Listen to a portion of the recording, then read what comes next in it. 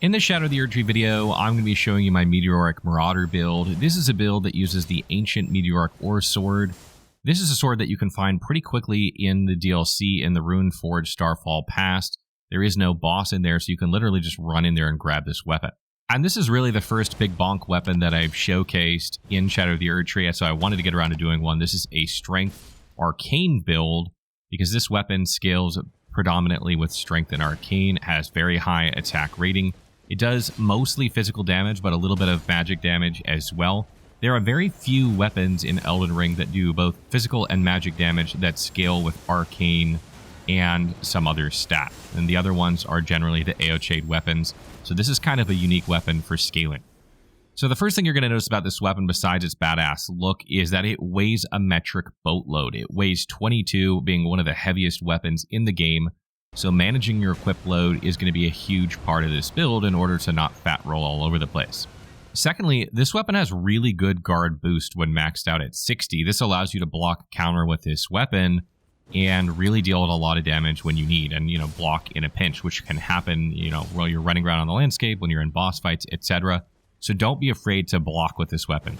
So then the last thing is the weapon skill White Light Charge. And what this weapon skill does is it kind of charges you forward in a line for 10 FP that thrusts into the target for modest damage. It's not very high damage, admittedly. But then you can follow up with a detonation that does damage in a small AoE, which does significant damage. And there's a couple good things about this weapon skill. First of all, this is an extremely good gap closer. I love closing the gap on bosses, especially ones that fly by me. Like if they do some sort of crazy combo and they end up behind me, you hit this, it will 180 you and slide right up to them, saving you a lot of time, which is great. Secondly, the stance damage that the initial hit and the follow-up do is significant, allowing you to stance break bosses while doing a lot of damage at the same time. And also the explosion will knock down regular enemies and elite enemies on the landscape when it goes off, which allows you to kind of chain this back to back and really eliminates any difficulty with these enemies whatsoever. However, one of the things I want to mention is that the explosion has a weird AoE radius. It's much smaller than you would think, and it doesn't seem to hit in front of you as much as it seems to hit behind you and around you directly. So if you fly up to an enemy, but you're not quite up to them, or maybe you just barely scratch them with the tip of the weapon and you follow up, you might not actually get them with the explosion. But if you fly past an enemy or directly into the body of an enemy and then use it, you will always hit them with this AoE. So this is really good against aggressive bosses like Rolana, for instance, that tends to jump behind you, because when you do the detonation, instead of hitting in front of you where she no longer is standing, it hits behind you where she is. So it works really, really good against her and other bosses that tend to be aggressive. But it does take some getting used to, because you can often miss with the follow-up. And one of the things also about the follow-up is that you have a little bit of time to press it after the slide happens. So if you see that the enemy is coming closer to you after the slide, like maybe you missed them with the slide and they're not quite close enough, you can wait like just split second and then pull it and then hit them with the explosion as they get closer to you. So keep that in mind as well. And another thing I want to mention is that you can slide into regular enemies or elite enemies. You probably won't do this on bosses. You'll probably go for the follow-up for stance damage, but you could do regular attacks afterward on bosses as well. But you can slide into them and then follow up with an R1 press really quickly to get damage, and this can help you conserve FP, because you don't need to do that follow-up every time. This is a very expensive weapon skill, 10 FP for the initial cost, and then 25 for the follow-up, so 35 for the whole combo. That's quite expensive. So if you want to save FP, consider using the slide and then just following up with an R1. You have very high attack rating with this weapon, so that's usually more than enough to dispatch regular enemies. So I don't have anything in my offhand here, but you could put something like the Sacrificial Axe in there to give you more FP on kills. This can help with FP management. Just keep in mind that will add to your equip load. We already have very heavy equip load between this weapon and the armor that we're using, so that's something you'd have to manage if you want to do that. So armor-wise, I have 3 pieces of the Black Knight set, and I have the Great Helm kind of for the look here. I really love the style of this. I wish you could like change the color of this helmet to black, and like with an altered version, because I just think that would be awesome to match some of the darker armor sets, or maybe gold or something like that. But I really like the style of this. You can, of course, use any armor you want with this build, but you will want significant poise, even though the regular attacks of this weapon do have some hyper armor if you get certain ways into their animation. Still going to have poise for the weapon skill when you're using it, so you don't get staggered easily. Talismans I have for this build are Shard of Alexander to boost White Light Charge. This is going to increase the damage of both the slide and the follow-up. I have Spear Talisman. This increases your thrust damage, and even though this weapon does some magic damage, the vast majority of it is physical damage, so it can really benefit from this because the Spear Talisman only benefits thrust counter damage. You have significant amount of that in this build, so that works really well.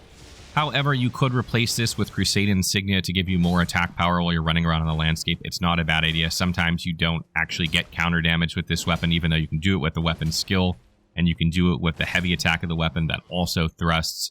Sometimes you hit an enemy before they even get an attack, and then you don't get a chance to use counter damage. So Crusade Insignia is also a good option here. Another talisman that's a new addition here is the two-handed talisman. This is really good for this build because we're two-handing this weapon. This allows us to get extra damage from like jump attacks and charged heavy attacks or heavy attacks, running attacks. Basically any attacks with this weapon that aren't the weapon skill, you're going to get extra damage from with the two-handed talisman. So that's really good to have for this build. And then lastly, I have Carrion Filigreed Crest here. This reduces the cost of our weapon skill, gets that initial cost down to 8 and the follow-up to 19 from 10 and 25, which is great.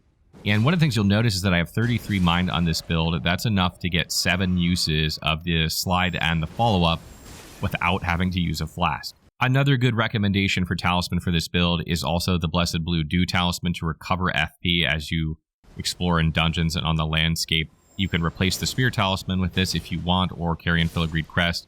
It can be nice when you're in large areas fighting lots of enemies to have this, because you can just replenish FP as you explore, but it doesn't work out so well in boss fights because it just doesn't replenish fast enough in my opinion.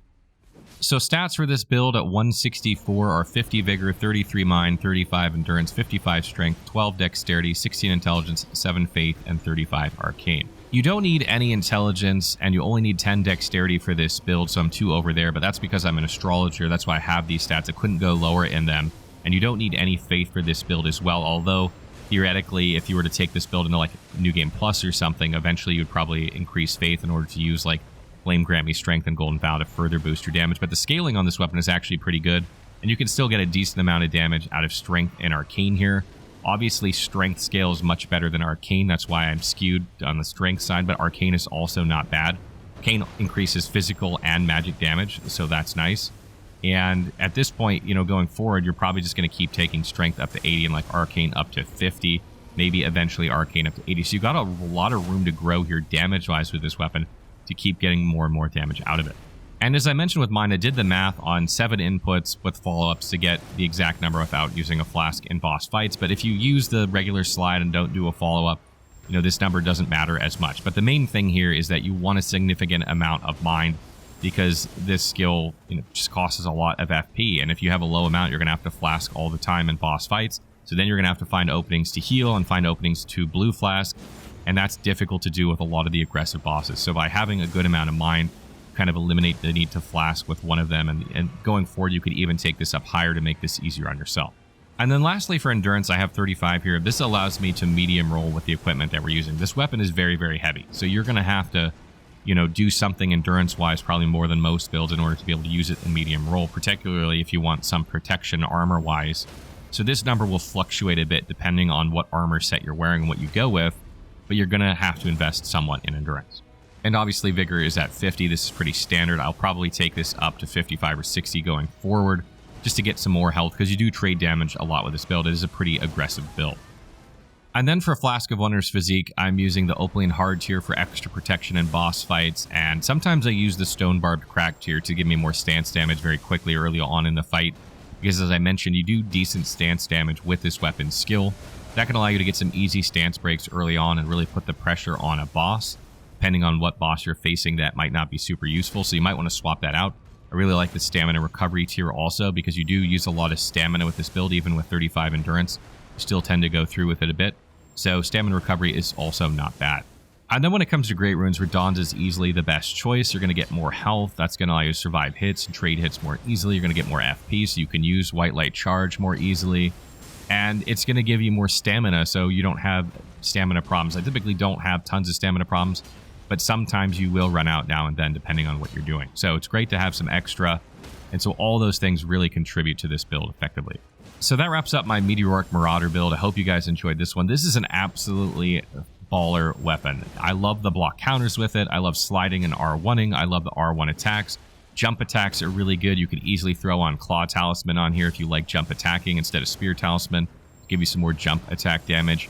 You could throw on a chest piece that boosts jump attack damage and do more jump attack damage if you want. I considered doing that in this build. Found it kind of unnecessary, and I kind of like this style better, but it's absolutely doable, and you could consider doing that as well. As always, if you have questions about this build or you have further tips about it, please leave them in the comments, and I will try and reply to them as soon as I can. And if you guys have other builds you want to see, please leave them in the comments. I'm trying to narrow down what to do next. There's tons of suggestions everywhere, so make yourself heard so I can get those builds done.